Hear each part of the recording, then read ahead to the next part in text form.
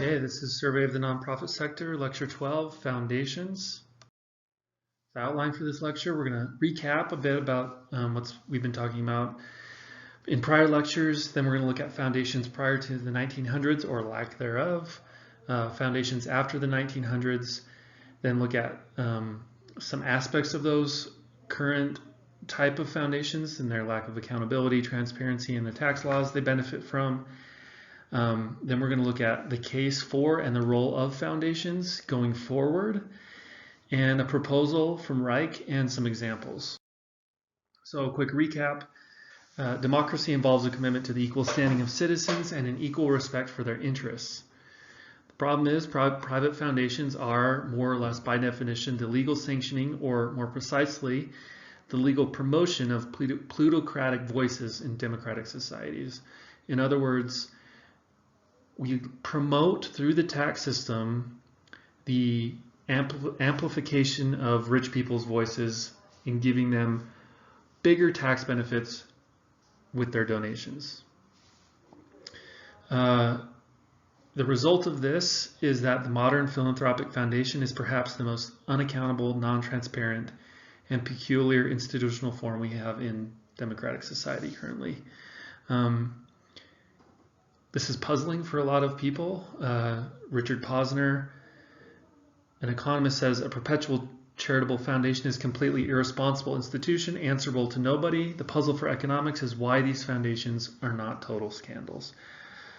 So given this current situation, what role then can foundations fill? And that is what Reich is going to try to answer in this chapter. So a bit of the more background. For most of the 1800s, foundations were not possible.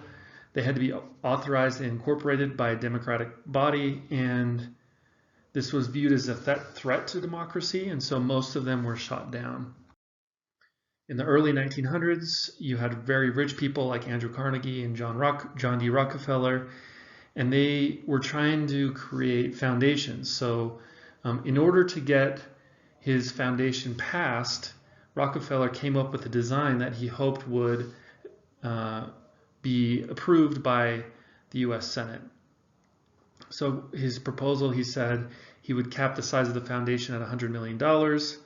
He would require that all investment returns on the initial principal be spent annually. Also that all of it must be spent within 50 years, with the provision to extend its life to 100 years if 2/3 of Congress were to approve. And then he also proposed that it be partially publicly governed. So he would do this by make board members of trustees subject to a veto by a majority of a congressionally appointed board that had political leaders on it, education leaders, presidents of universities, and they could veto decisions made by the foundation. The US Senate did not pass this proposal, and instead Rockefeller went to the state of New York, who passed it in very different ways. Or in other words, the foundation that Rockefeller created with the state of New York did not have to follow all of those rules. If it had passed in the US Senate, we would have a legal template for the institutional design of foundations that would have limited their size, their time. It would have created public oversight, and this would have made a very different history in the modern context of foundations. But what we have now are foundations that lack accountability, transparency, and that are subsidized through tax benefits. And again, it's really important to point out that they are subsidized through tax benefits, because when we talk about property rights, someone should be able to do with their money whatever they want. The issue here is, and the reason we care, is by giving them tax benefits, it now becomes an issue of public policy or public concern. We're giving them tax benefits, and so we should then be able to have a say in what they do. So first, foundations have no market accountability. So unlike a business, they don't have to do a good job with sales or with what they're trying to get people to buy. There's no recourse that you have with foundations. So for example, if I'm a business, I have to do a good job for my customers or they won't buy anything from me. Whereas foundations don't have that accountability. They're not trying to sell anything to anyone. The same token, they don't have political accountability. They're not voted into existence. They don't need to be reelected. So if we don't like what they're doing, there's no recourse for us to vote them out. Diane Ravitch called Bill Gates the nation's unelected school superintendent. Kind of expanding on Richard Posner's observation, a charitable foundation is a completely irresponsible institution, answerable to nobody. It competes neither in capital markets nor in product markets, and unlike a hereditary monarch whom such a foundation otherwise resembles, it is subject to no political controls either. They do have some minimum obligations. So the first is the payout rule, that they have to disperse at least 5% of their assets every year. They can do this in different ways. So one, administrative costs count towards this. They can distribute them to something called a donor advised fund, where the investment just goes into an account and then grows until the donor decides to spend it on something. They can also, as we talked about, they could use this money towards an L3C. But usually the expectation is that this money will go to a nonprofit organization. They're also required in their annual tax form to send data about the trustees, who the employees are, what their salaries are, and what the assets are. Accountability is also a problem for the grantees. Most of the time, the situation you get is grantees are very deferential to the grantors. They're pleading for the grants, and so there isn't a lot of incentives for the grantees to offer critical feedback to the foundation. Okay, apart from the legal requirement of paying out the 5% every year or providing the basic data, they don't have to provide much information, so they can act pretty secretly. We don't really have to know whether those grants were actually making any impact. There's no impact evaluations required. The largest and most professionalized foundations in the country, think about like Gates, Hewlett, they do act transparently. They provide more information than is required. But this is kind of idiosyncratic to some of these foundations. It's not a legal requirement or professional norm.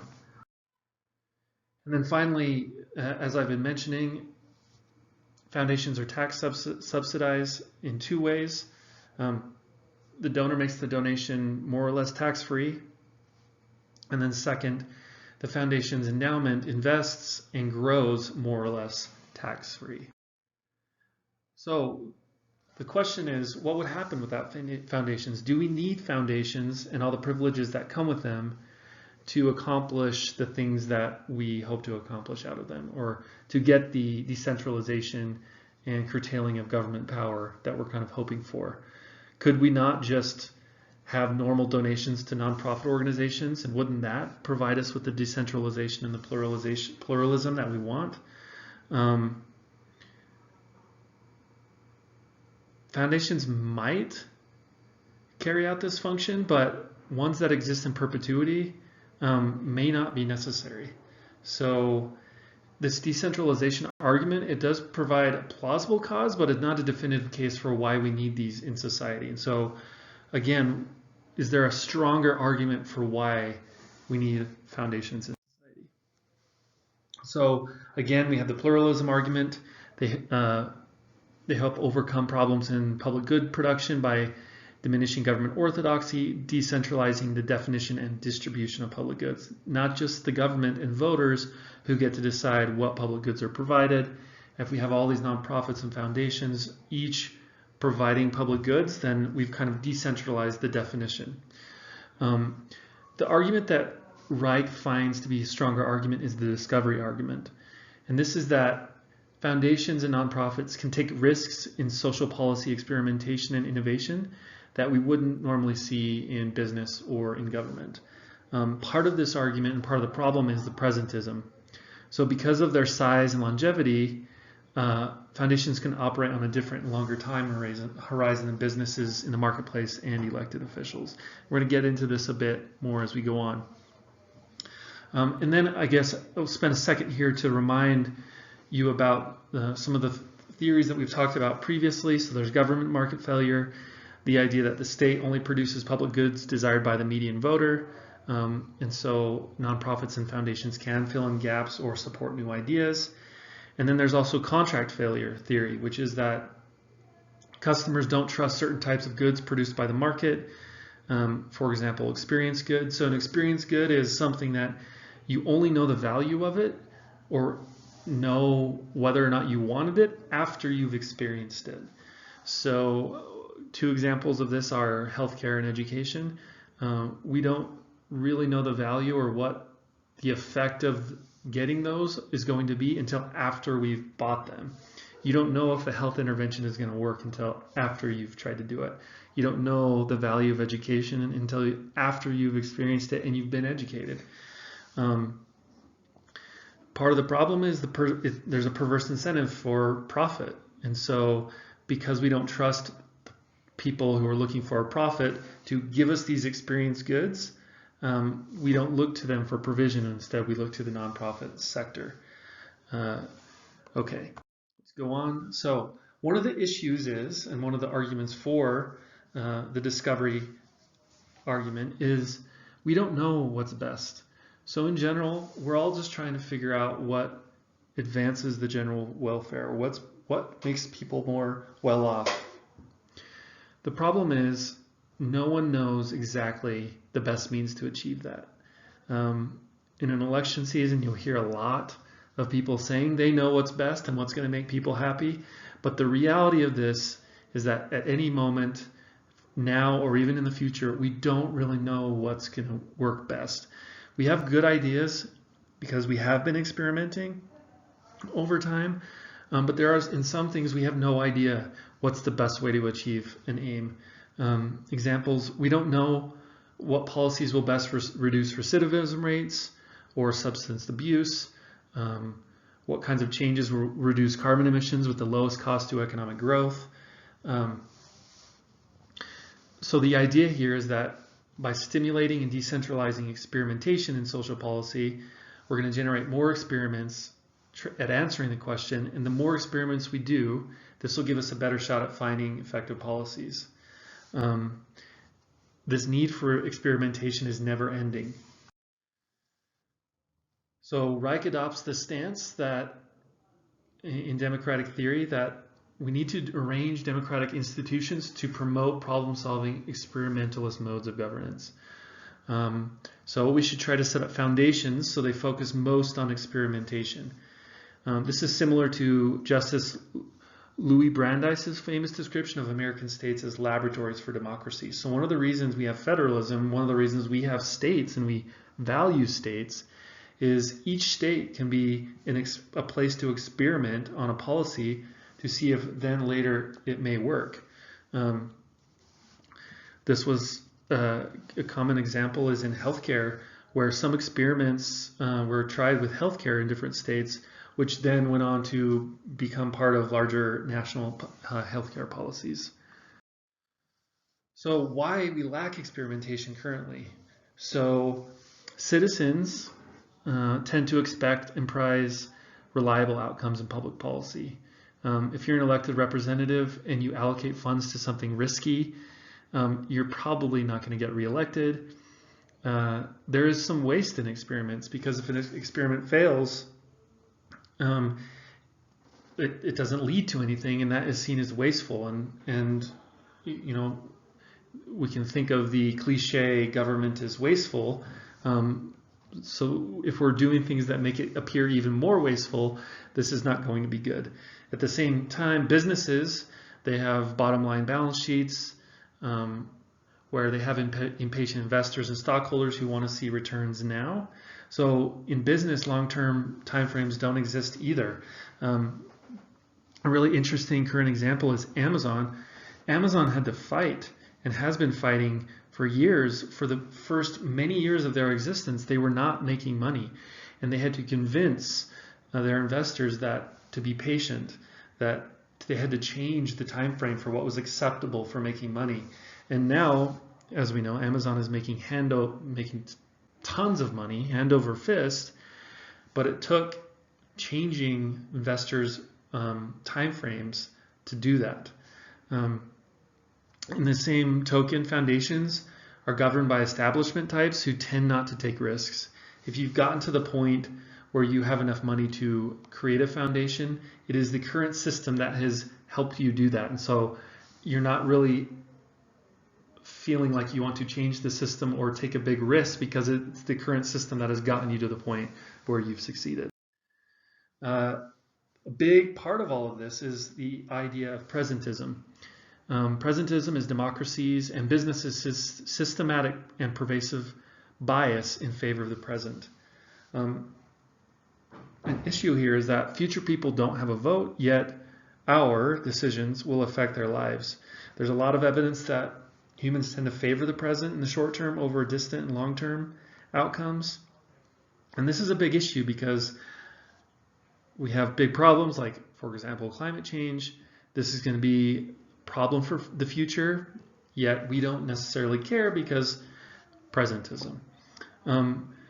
Now, as we consider this idea of presentism, the problem of us only considering now, with the other problem that we've talked about, the issue of donor preferences existing into perpetuity, how do we balance these two problems of getting out of just dealing with problems in the present, thinking towards the future, while also not letting donor preferences exist into the future as well?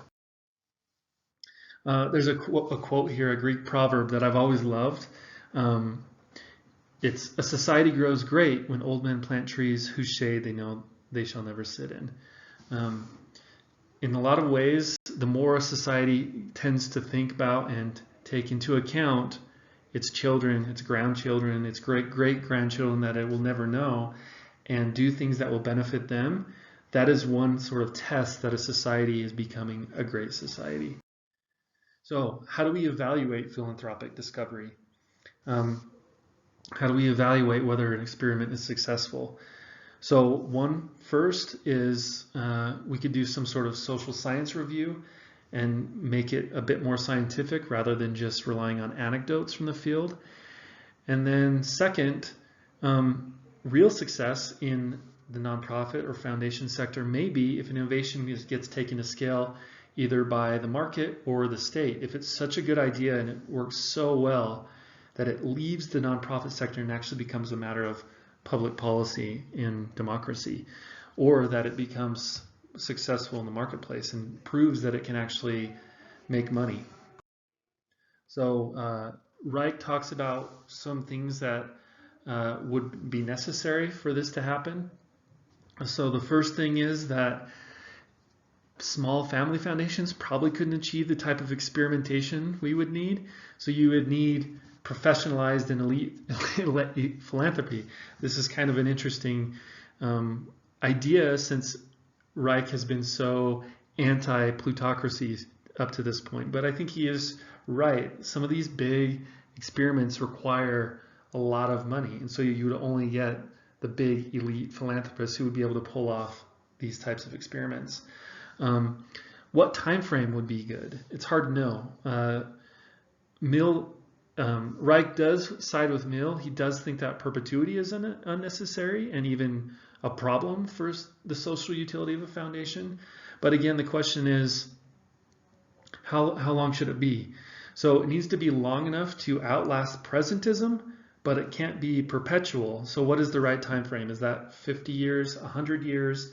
Is that long enough for us to get past our current problems and think about the future, but still short enough that we're not imposing our own problems on future generations, or making them adhere to what we thought was a big deal when maybe things have changed in the future? It's hard to know what that time frame is. 50 years, that's 1 or 2 generations away. 100 years, 2 or 3 generations away. Maybe that's a good idea, but again, who knows? And again, this is something we need to experiment about maybe.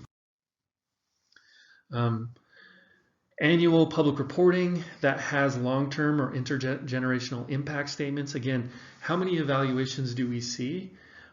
Well, first of all, we have few evaluations that tell us about the outputs or outcomes of a foundation or nonprofit's work on society, even less evaluations about how this is going to affect the outcomes in the long term. A second thing that Reich proposes is to do some sort of peer review on these experiments or strategies or investments by peers. So foundations leaders are evaluating each other's work. This could be similar to what we have in academia. So currently in academia, we have the tenure system. And the way that works is a professor enters the tenure track. They have to show through their research that they are making some impact on the research. And if they do that, then they are granted tenure, which means there's less accountability over what they study.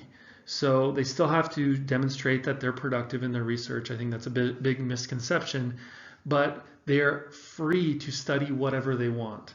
There's no one telling a professor, a tenured professor, you need to study this or you need to study that. And that freedom allows them a longer time horizon. It allows them to work on projects that maybe when they were untenured, they had to work faster to show that they were capable. But once they've shown that they're capable, they can take a longer view aspect of problems and really take time to try to solve long-term problems. Also in academia, we have peer review, where if you want to publish some research, your peers will then have to review it before it gets published and decide whether it's worth publishing or whether you need to keep working on it or give you good feedback. Through this process, people gain reputations, and in the same way, if we had a sort of peer review process for foundations that have good ideas are proposing good experiments would sort of bubble up to the surface. So Reich is proposing sort of some of the same norms that we have in research academia. Maybe we should have some of these same norms in big philanthropy.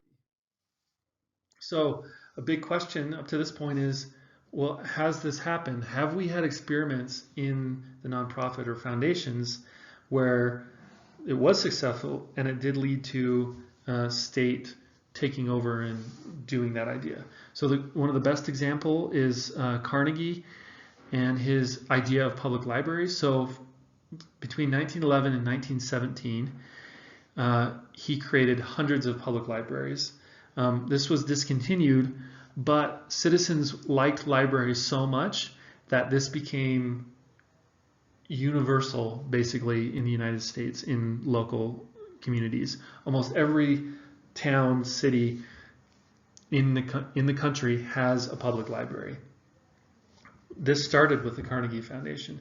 Other examples, the Green Revolution, Pell Grants in higher education, the National 911 Emergency Response System, even microlending, which we talked about in the past, originally started with the Grameen Bank and eventually has become sort of a policy for foreign policy and foreign aid.